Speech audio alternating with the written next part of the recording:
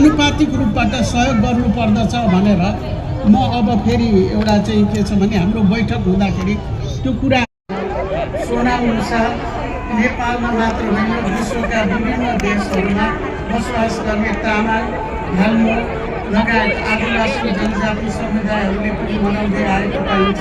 यसले हाम्रो सांस्कृतिक पहिचानलाई विश्वमा जब पुर्याइएको छ।